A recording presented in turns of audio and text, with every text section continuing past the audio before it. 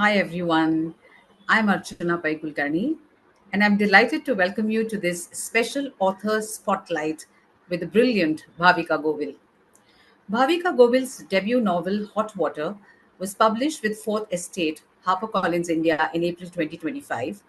It is being translated into other languages.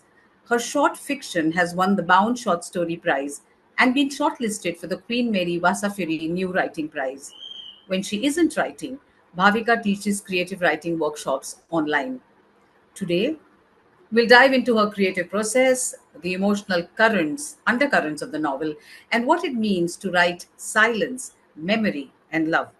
Bhavika, welcome and congratulations on Hot Water. It's such a pleasure having you here.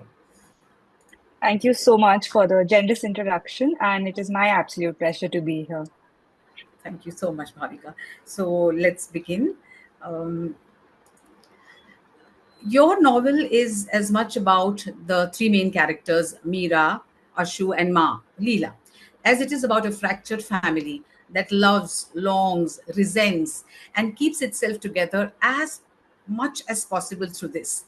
So, what is it about families, especially a dysfunctional one, that intrigued you enough to write a novel?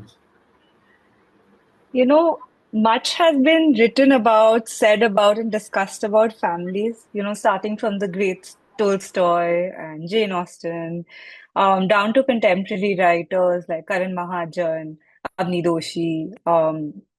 I think there's just so much to explore in one's real life as well as the imagined worlds of families and characters because they are the people who orbit around individuals the most. They're the most intimate relationships we have with people around us, whether in our real life or in our fictional worlds. We're so tightly entwined with them that how much do we understand them and how much does the family understand us? It is an extremely it's an exciting place for a writer to venture into a character's family life. Um, whether it's the family in which you're born in or the family in which you marry into, family that you only see at distant relatives' wedding or once in 10 years at a funeral. It's just such fodder. For this particular family of Mira, Ashu, and Ma, I had this sort of inkling, this instinct that there are these undercurrents, as you use the word, and spaces between these characters that I'm very drawn towards. I want to know more about each of them, but I want to know about their relationships with each other. And what are these gaps between them? What are these spaces? Sort of like akin to if the characters are sitting on one sofa in a tiny living room. I wanted to be that person who just sort of squishes themselves between them and hear what's going on and see what's going on. And sort of, I was keen to investigate the reasons behind their dynamics. It's a family that, despite its quietness and its seeming normalcy, they're just kids going to school, going for swimming lessons, mother who goes to work, yet a single mother. So there's the mystery there. But I was keen to sort of follow them and investigate what makes them who they are. I had this sense that this is a family that's really on the brink of change, that despite its quietness or so-called regularity in being, something is going to happen. And as a writer, I felt like I'm sitting at the edge of the seat. And it's a very slow happening, it's a very slow unraveling, but then, it's like the dams will burst open. And that's what drew me to this family. Okay, that's interesting. And it's also interesting that it all started with one character in a free writing exercise, right? You started Yeah. with Mira. And in 2021, after you'd written a bit of it, and you submitted it to the Pontus and JJ Bola Emerging Writers Prize and won it, right? So, congratulations on that too. And at Thank what you. stage was the novel at that time? So, can you tell us briefly about the journey thereafter? Sure. Um, I think that I was somewhat just taking my chances when it was a year into writing this novel. I was sort of still in denial whether it's a novel. I was trying to call it a novella just to make it a less intimidating process for me. But it soon became clear that this isn't a story that's going to be wrapped up in 25,000 words just by the strict restrictions of the word count of the novella. So um, I was floundering a little bit. I had written Mira's section pretty much entirely by the time in which I started, seeing what are the kind of prizes out there. Is there a way for me right now to get some sort of external support, even though I haven't yet finished writing the book? So, Archana, the way it usually goes is that you've written it entirely, hopefully revised it a few times before you dare to venture out with it. But there are these things called novel in progress prizes, and I had been seeing Pontus Agency because they represented a lot of really fantastic Indian literary fiction writers and female writers in particular at that time. And they had this call out for submitting 3 chapters of your work and direction for where it's going to go. So I did that. I submitted 3 chapters. In fact, pretty much the entire scene of the swimming pool up until that ends in this novel. I submitted that for it. And then there was an interview in which I had to sort of show commitment to the project. And I was still figuring out what the narrative arc is, but I did know that this is a project that I am going to, by hook or crook, even if it takes years, finish. Yeah. So that was the stage at which it was at. There was no Ma's voice and there was no Ashu's voice at that time. Okay, and of course, I mean, Yeah. you can see that Mira is special because though Hot Water is told through multiple perspectives, Yeah. it is Mira's voice that anchors the novel. So, what drew you to her as the lens through which the family story is told? Look, she's a little girl, okay, and it can be very difficult. No, in fact, I want to know whether that was easy or difficult because it's different for different writers, and to touch upon the complicated issues through a child's deceptively simple words. A child speaks through simple words, but in the novel you can see that when Mira says something or observes something, it is far more complicated than it appears. And to me, it was far more powerful as well. Stating something from a third person narrator's perspective who tells you off the bat that there's something wrong with this family is a strategy used in several novels. In fact, I read The Bee Sting recently, and it begins with the Barnes family is in trouble. But for me, I wanted the reader as much as the writer, discover. I wanted them to discover the family and its dynamics through a narrator who is very observant, even naive, can see a lot, doesn't understand half of it, and then start to piece the reality of what may be going on underneath between the words themselves. So it was at once a choice and not a choice. So much of these conversations around the book makes me realize that it's instinctive. I always saw the book through a girl's eyes. At that time, she hadn't been named. The name came a little bit later, but it always was a child who walks into a room, and always it was a girl who observes and senses that there is something not quite entirely right, yet she can't put a finger on it, or she can't pinpoint what it is. And so it was her. And then as I started really sitting with it as a project, a longer project, a novella, I had the decision to make whether this person who's narrating this one summer of their life is an adult looking back at that summer with years of distance and perspective that she's formed over time, or is it that child seeing everything unfolding? It's unfolding in front of her eyes, and we are reading her story just as soon as she's experiencing it. And I knew that I wanted that immediacy over the reflection of the adult. You get the elevated language with an adult narrator, right? Um, but with the simple use of language, I could still imbue so many layers of misunderstanding and ironic distance that I found deeply satisfying to do.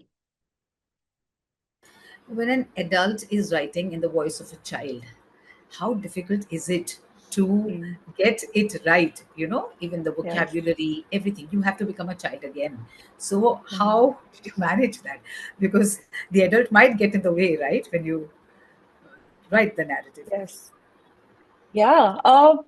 I really wish, I don't actually wish I could say it was difficult, but it felt a little natural to me to get into Mira's voice. In fact, I don't know, in some ways it feels like I wrote three books, because each of them have different voices, and I got to really immerse myself in very different writing styles. Also, because my own process was writing them individually. So when I was writing Mira, there were decisions of vocabulary. There were decisions of whether this is a little too simplistic even for an 8-year-old. Am I really underestimating her age and the things she'll understand and comprehend? And then, am I being consistent in her lack of comprehension? Am I being consistent in her ways of um, describing the world in the nuances she picks up? So there were those sort of decisions, even though stage where sometimes I pulled some things back or I explained something further because that word is much too complicated. But what helped me was that Mira herself is just an imaginative girl. And as a writer, you too are being imaginative when you're occupying a child's headspace, even if you're an adult, that somewhere you meet in the middle. That I get to do, and I get to describe the phenomena of trees growing in a way that's unique to a writer. So Ma says that it's like trees are racing to touch the sky, or a volcano erupting is akin to having a bad tummy ache, and it's like the lava is being belched out, thick and molten. And though actually that's Ma's voice, in a way it feels like all of me, and I get to explore the extent of the imagination and metaphor and simile, and yeah, and you revisit childhood in a way. So I would say it was actually a delightful voice to explore, and um, I had more complications with plot than with the actual voice. Okay, okay. That must have been really fun. Super, what were the problems with the plot? In the sense, what So did you encounter that? Would you like to elaborate? yeah, yeah, so it was voice driven. So Mira's voice ringing in my ear, Mira's voice ringing in the sun yellow car that she's in with Ashu and Ma. But then, to what extent does voice drive a story? There is something deeper that's taking place here that simply can't be carried along solely on Mira's very powerful um, and cute observations. There is something she's seeing. There's a reason she started telling the story, and the reason is the undercurrents and the tensions and the silences in the room.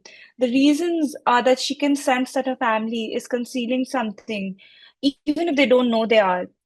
And those concealments were really what then I had to get into the boat away from Mira and, sort of like cross the shore over to discover what these concealments are and what the other family members' journeys are. So, though Mira became really the reason why the novel exists, why it began, and even how several people think she's the main character, I actually disagree. I think she's an important character, but each of them, just like members in every family, has a really important role to play. But yes, it couldn't have happened without her. But also, I had to move away from her because I had to discover, investigate what she was picking up on. What I was laying on the page, I had to solve and resolve. In fact, even Ashu is more seen through Mira's gaze, you know. So, did you ever consider letting Ashu narrate more of the story himself? Um, so, because this book has two first-person narrators, I feel just by contrast, people pick up on the third person voice because it's different. It breaks the tonality of the book in itself. I do wonder sometimes after conversations that had the book entirely been in the third person, would this question come up? Um, to me, Yes, Mira is the first gaze into the world. So she sees her mother and her brother. So we get to know her, we get to know them first through her. So I think in a way she is the first sort of entry point into the world and into the characters and introduction. Ashu, he I don't I tried to write him in the first person just for the sake of consistency, and I had been doing that so far. But it felt really true to the character to actually give a little bit of distance from his, from a, an I narrator who is bubbling to tell things or spill things about themselves, whereas Ashu is more reserved and much more judicious about his word count usage in a day, and I simply didn't see him as the kind of narrator who, even in an inner voice, is always observing or always narrating things. I think maybe it's just not in his nature to be a first person narrator. I can't imagine for him to tell every aspect of his story. In fact, I think it's worked so well because he's my favorite character. While I like Mera, I love Yeah, Ashu and his I'm so vulnerability. glad to hear. Fact, I Uh, wanted to know whether you relied on any specific writerly influences while shaping Ashu's character. In fact, could you mention a couple of books maybe that influenced the writing of Hot Water deeply? um, yes, great question, especially because it's so specific to a character. I was thinking about this, and when it comes to Mira, I can definitely say, and Mira is the energy force, the driving force that began the book. That I don't think I would have been able to write a child narrator had I not, in my childhood or teenage years, read Room by Emma Donoghue. Um, because that was my first encounter with how an adult story, an adult writer can occupy a child's headspace in such a realistic and compelling way that it's not simplistic. It's seemingly and it's deceptively simplistic, but there is just so much to be unpacked. So overall, I would say a huge influence of Hot Water, if I have to trace it back, has to be the first book that I read in the child narrator voice for an adult reader. And with Ashu, I can't think of one. I don't know. He feels wholly original to me. I can't imagine. As a person, as a reader and a writer, I tend to gravitate towards female writers. And this is before there was any movement of read more female writers. It's just I noticed this as a pattern that I tend to pick them up. Even my female writers that I like to read, they tend to have female protagonists. So in a way, actually, Ashu was the most alien from my reading orbit, from my own orbit, because of course I have never been a teenage boy. And I haven't written too many male characters either. I've always been sort of drawn to the female headspace and complexity. So I would say no specific writerly influences while shaping Ashu, but his friendship and his romance. Oh, I can tell you a couple of stories that I loved that had boy sort of protagonists. There was a short story or a children's story by Bhisham Sani, who's a Hindi writer. It's The Boy and the Catapult. It is about one boy and his friend who's a bully, and how they're forced to spend time, and the boy keeps playing with a catapult and hurting birds and things around him. So yes, there was that sort of glimmer of I was drawn to that story when I read it. I was drawn to that relationship. And I also really enjoyed this comic graphic novel series by British artist and writer Alice Oseman. It's called Heartstoppers. So it's about adolescent love, and it's also a show on Netflix now and a series that continues. So perhaps some glimmers of Ashu, or at least a look into boyhood for me, which was so distant, could be found there. Thank you so much for that answer. I've made a note of those books. Okay, now water is the overarching theme of your novel, and your book is divided into sections which have titles, which with swimming related vocabulary: swim, sink, float. So, did you think of them right at the beginning, or was it all at the end of the novel? And does what happens to the characters there, okay, is, do the titles reflect exactly that? Is that how that happened? It must have been very difficult, right, to fit it exactly into those sections. It's a great question, and I really enjoyed the water analogy that kept me going through the novel. Even the process of writing it, I quite sometimes related to the process of sort of finding water in parched ground, finding creative inspiration, finding the words for the day. So water has been an overarching theme and very, very crucial, of course, life-giving element in this novel. You see it from the cover. You see this is the book that's going to immerse you and plunge you into something. And then the prologue begins with this feeling of fighting for air and being submerged in water. Uh, the way this book came about has always had sections to it.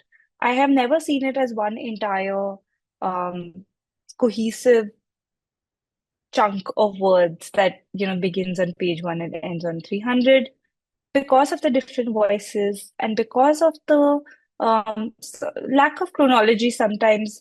I've envisioned it in pieces and parts. And at some point when I was writing the first draft of this, somebody once said to me that uh, this seems to resemble like how one has in a three-act structure, that there is an act of swimming, floating, sinking in this novel. And it was just a comment that stayed with me, though I didn't do anything about it. Then after years, when I had revised it and I had sort of like got sections like part one, part two, part three, placeholders, is when I started to see that how, while the narrative itself is a great space to explore an arc, why can't the section titles too tell a story of its own? Surface, above, on the surface, while the plot takes place beneath. So, and then came back that whole idea of swimming, sinking, floating, sinking. Except I wanted to give it my own twist, of course, and then bring in those verbs to show how, starting with the prologue, you can be submerged in life's waters. And then how do you sort of grapple with it? Do you flail about? Do you buoy back up? Do you float? And then ultimately, do you get out and do you learn to breathe? So it became its own story. And That's sorry, your wonderful. question. No, you talked about the sections. I mean, I got the gist of it. Yeah. That's how it came about, right? When you realize that this Yes. is what it is. And when it comes to Ma or Leela, she's not your stereotypical mother, right? Her choices are unconventional. She obviously carries a very heavy emotional burden, but um, Mm. there is not much that she says. There's a lot that you have left to the reader's imagination. Was that deliberate? Did you want that mystery to remain? Was deliberate on how focused to keep her voice.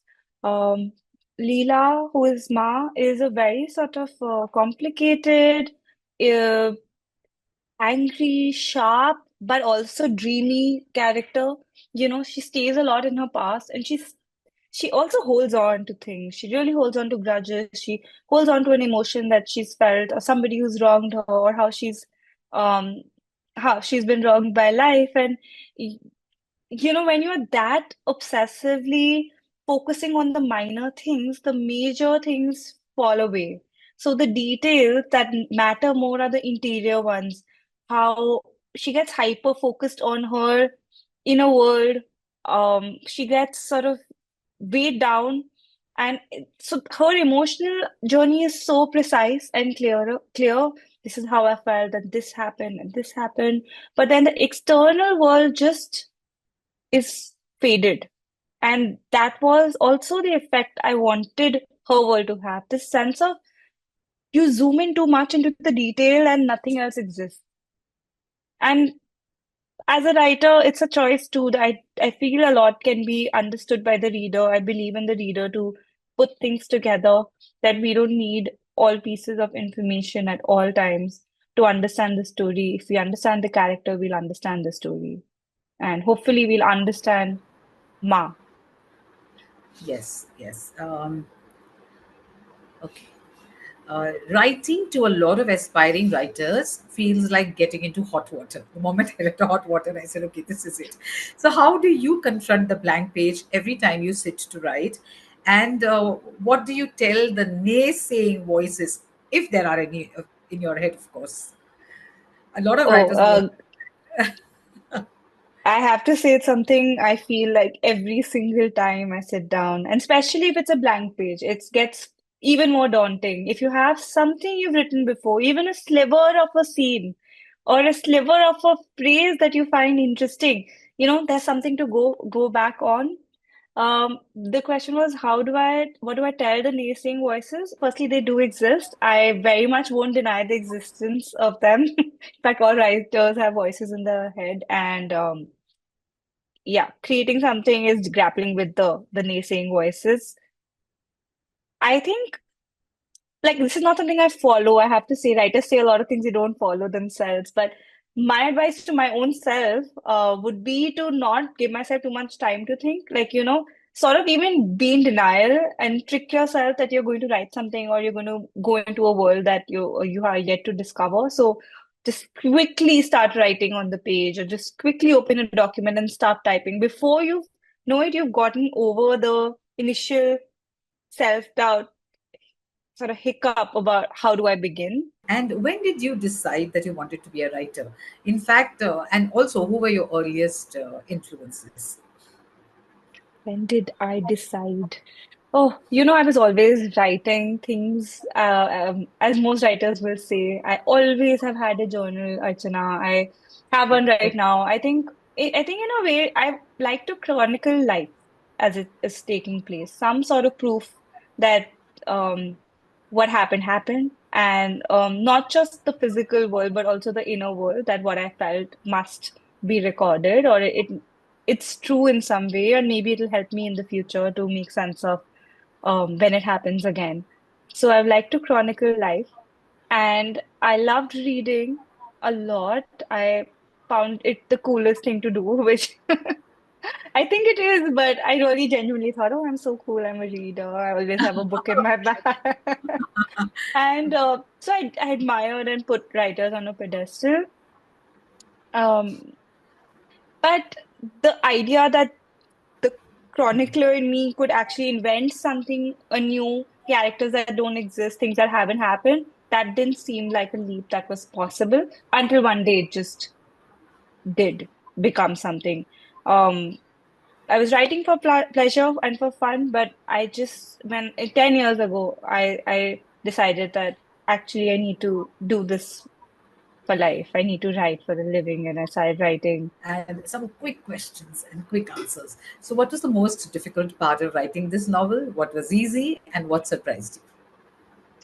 What was the most difficult? The most difficult was staying with it, staying with something that you have zero idea if it will actually become a novel, and that if it will become published. Because you're doing it simply on your own faith and writing on it.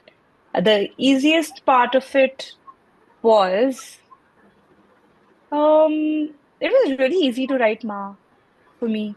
Ah, is Yeah, it? I yeah, yeah. Okay. Yeah, I really enjoyed. Also because of that thing I said, I like to chronicle life. I think Ma also likes to chronicle things. So though I didn't quite realize it up until now, it was a mirror to my own writing process, the way in which she's reflecting on things in a space. I don't want to say more. So that may have been easy to do, even though I didn't know how to fit it in the novel. The voice was easy. And the last question was, what did I What learn about surprised you the myself? most? And what surprised me the most about the process is that you think you are this this person who has control over the process, but actually the book takes a life like force of its own and compels you to visit it every now and then, and in a way forces you to complete the story. So you may think you have all the power, but somewhere the creative work forms a power of its own. Oh, that's wonderful. And some quick questions again. A line from Hot Water that still resonates with you. Yes. I'll just read it out. Ashu felt that maybe people didn't ever fall out of love. Perhaps love fell out of them. Maybe they gave so much, so soon, so fast, that the love went gushing out like blood from an oozing elbow and then stopped. Lovely. And a character you wish you could write a sequel for? I know, but you tell me. For me, it's Ashu. Yes, of course. I root for Ashu too. The first thing you wrote that made you feel like a writer? I wrote this humorous piece on how I felt after getting a haircut, and Oh, it was okay. inspired from Jerome K. Jerome, and it was like this little punchy humor writing that made me feel like, ah, this could be something I could do, even though it wasn't fiction. Your advice to aspiring writers on how to deal with rejections. Just know that even the ones that have a Booker Prize still get rejections sometimes in some capacity. I think So that everybody goes through it. take heart. Yes. So, what reactions have you received from readers, and what are the most interesting ones? I have received the reaction of, oh my God, you need to tell me what's going to happen right after this book ends. But I do feel like this has ended in a way where you can. I think I've said enough. I don't know. And what surprised me or what was interesting was a friend and a few friends have sent sort of photos of their face right after they finished it and the last sentence and they're crying. And then a lot of readers have written, oh my God, I'm in tears and I'm crying. And I told my mother this and she's like, people cry a lot, don't they? Okay. You've been writing a lot of short stories, so will you continue writing them, or will you be working on this larger canvas henceforth? Is it going to be only novels? No, I don't think so. I think I'm quite partial to the short story form, and it does something very different to the novel. So I have written a few, and there is one forthcoming, though I can't quite announce where yet. And I feel glad to have both canvases now. That if there's little time and more focused energy, I can do it. I can write a short story and explore crazy ideas there, and then a novel to completely immerse yourself in. Wonderful. All the best, Bhavika, for your future journey. And thank you so much for such Thank an insightful you. conversation and for Hot Water, a debut novel that truly stays with the reader. And readers, if you haven't got the book yet, here it is. And you'll find it where books are sold. And you can follow Bhavika's work via her short stories and on social. And thank you, everyone, for tuning in. And until next time, keep reading and keep discovering voices that move you. Thank you so much, Bhavika. It was such a Thank pleasure you so talking. much, Archana. Likewise, loved it.